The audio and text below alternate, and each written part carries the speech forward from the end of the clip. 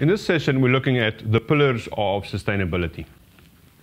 When we look at the pillars of sustainability, there are three specific pillars that we are looking at. And these were identified during the 2005 World Summit on Social Development. Here specifically, we're looking at three things. 1, economic development. 2, social development. And 3, environmental protection. So let me explain and unpack this a little bit.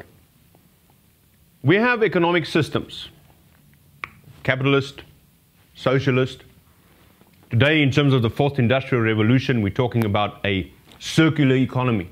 It's an economic system, it's a specific economic model.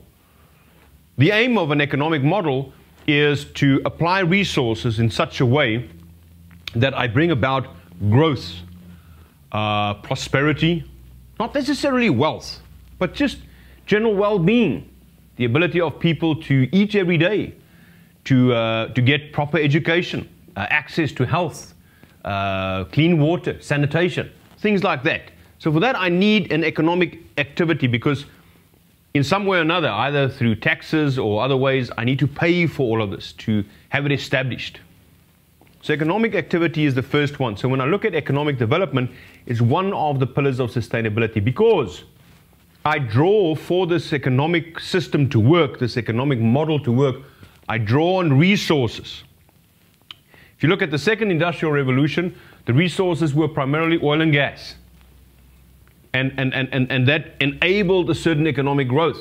We manufactured motor vehicles. So I need the oil, I need the petrol, I need this, I need that. It's kind of keeping the economic machinery working. And out of that, I have exponential growth. Now, why I need to look at society or the social development, society, the second one there, is because I take my resources from society. When I take oil, for instance, gas, water, people that I want to work for me, I want to employ them in the organization, I take that from society.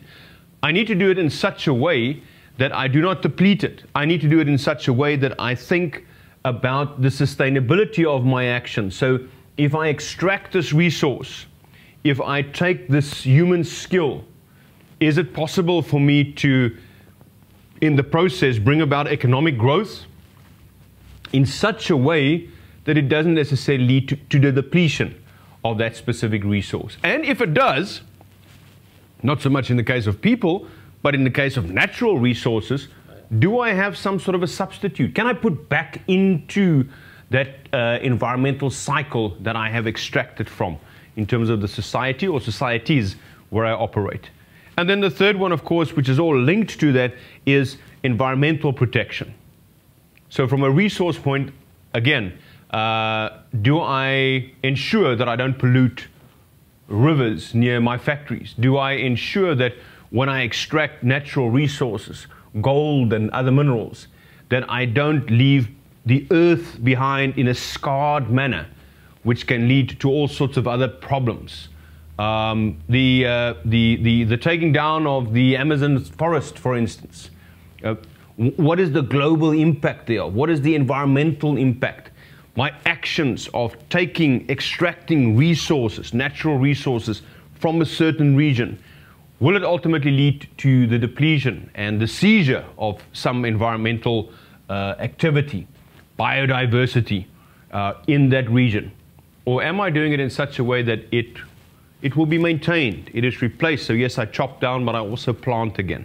So three things in terms of the pillars of sustainability. One is I need the economic machinery to assist me in achieving the goals that I have for sustainability, better life for all. 2 is the society that I extract resources from, including employers, employment, workers, labor. And the third one is, what's the impact of this economic activity that I'm trying to achieve through the extraction and application of resources? What's the impact thereof on the larger global environment? Thank you very much.